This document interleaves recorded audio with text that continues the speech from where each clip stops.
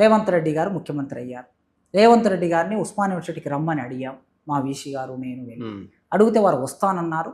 2025 ఆగస్టులో ఓయూకి వచ్చారు. ఓయూకి వచ్చి వారు చెప్పిన మాట ఏమిటంటే, నేను ఇక్కడ ఉస్మానియా విశ్వవిద్యాలయాన్ని, ఇది తెలంగాణకి ఒక గుండెకాయ లాంటిది, మేధో వికాసానికి మూలమైనటువంటి ఈ గుండెకాయను కాపాడుకొని మనందరి బాధ్యత.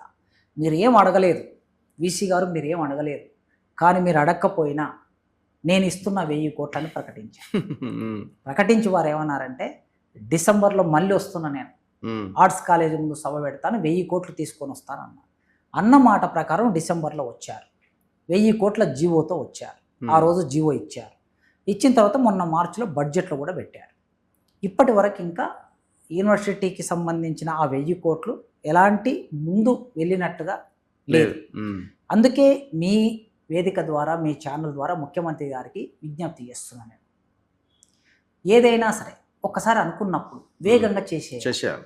నాంచి చేస్తే ఆ నాంచిన క్రమంలో పడిన వేదన ఉంటుంది కదా, చివరికి చేసినా కూడా ఆ వేదన అనేది వ్యతిరేకంగానే ఉంటుంది, ప్రయోజనం ఉండదు.